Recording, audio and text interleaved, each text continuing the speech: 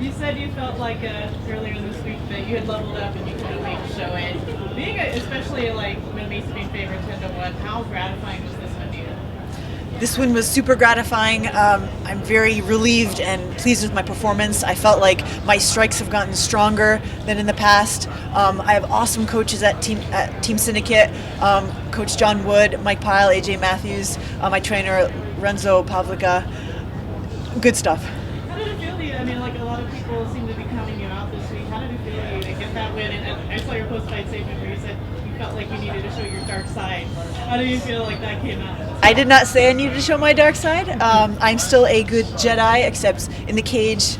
You know, I'm trying to. I don't know. I always let it go, but I really wanted to, use some elbows, maybe seem a little more scary, maybe cut her a little bit. My hands are kind of bloody, so I guess I did that, but I don't know if I'll ever be scary.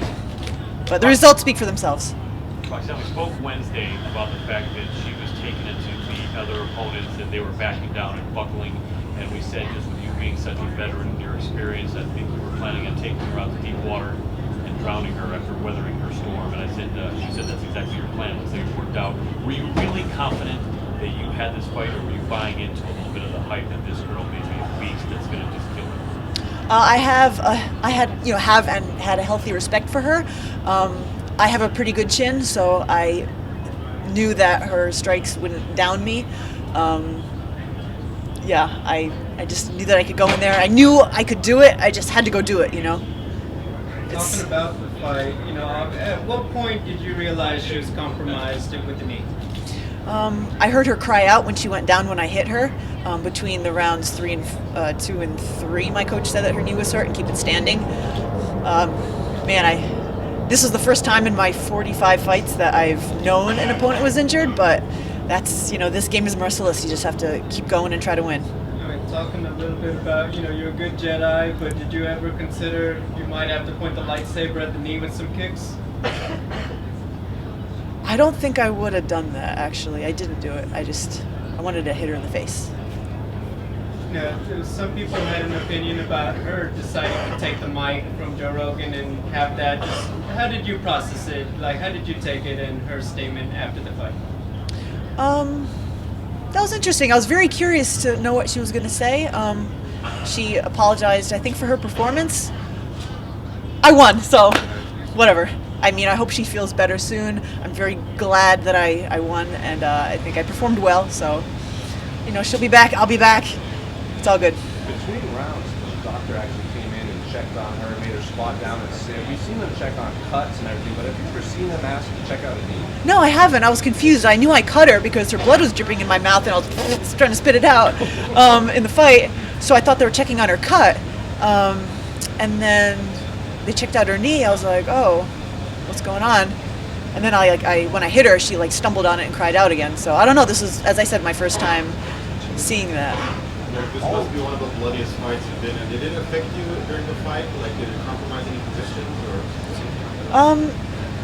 It was, I think it was one of my bloodiest fights. A little bizarre, especially with it dripping all over me. I just kept going. I don't know. I think you're probably one of the nicest fighters. When you see all this blood happening, is there any part of you that you're like, oh, I don't know if I should go back to that, or does the killer inside Roxanne show up? No, a little blood will never hurt anybody. You mentioned your punches were stronger. How much did that have to do with you going from Super Saiyan to Margin Roxanne? Oh, I don't know. That's a great question. I'll have to meditate on that one. I know, I've been improving my technique with, John Wood, AJ Matthews. My trainer Lorenzo has been helping me get stronger, so it's all coming together. And helping you out as well? Oh, golly, I can't say. It seems like every fight you have, the questions are always like, people always count you out, this and that. Can you remember a time when you were the massive favorite going into a fight? There's a statistic on this that all throughout my career, there was only one time I was the favorite. Thankfully, I won that one. But I'm always the underdog. Which fight was it? I think it was Mariano Moraes and Invicta.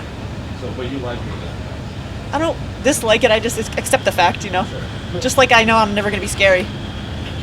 Roxanne, what do you think was the biggest difference, your striking or your grappling? You looked great in both of them, but it looked to me like your composure on the ground and all those years of training in Japan and everything she wasn't going to submit you in any of those attempts. What do you think came in handy and was most important to be the biggest difference in the fight? I went down and got in half guard, and I thought, thank you, Mike Pyle. Mike Pyle has really, given me a great half guard game. Once I was in her half guard on top, I felt great and confident. Go flower sweep. But I think my power and my strikes made the difference in this fight. Did you see really? Go ahead. You mentioned that your little power being seen as this like gatekeeper for these young up-and-coming fighters. I mean, now that you've knocked out such a big win here, what kind of fight would excite you? Do you want like a top 5 opponent or what kind of? I think when an interviewer called me a gatekeeper, I never really thought of myself that way, and I don't think I've been really treated that way. I just don't want to become that. I don't want anyone to think that, so I just kind of threw that out there. I think, I'm very happy. I'm so happy to be in the UFC. I love this company. I'm not just kissing up. Like, I really love being in the UFC, and I'll, take anybody they want me to fight. So whoever, as long as they can make weight. Roxanne, you were fighting in your mid-20s. How do you compare where she's at now to where you were at then? And where you think she might have potential to go? That's a great question. She has a lot of confidence, she seems to have a good work ethic, so keep going with that, girl. And she seems athletic, which is what I did not have when I was 20. It's just a weakish, kind of skinny jiu-jitsu girl. So, MMA has really changed over the years to where, like, people train martial arts and then they went and fought, but now, like, we have athletes coming up from being young. I teach kids jiu-jitsu at Syndicate, 4, 5, 6. So if those kids, like, keep going, they're going to be killers, so to speak. Nice, wholesome killers if they're in my class. So sorry, Rocky. Any idea who you might want next if you could choose? Whoever, bring it on. I'm not afraid of anyone in the 125-pound division. Awesome. Just make weight. Roxanne, obviously with the betting odds, do you have a message to all the people who are getting paid at the sports book right now? Woo! Go have an ice cream on me. You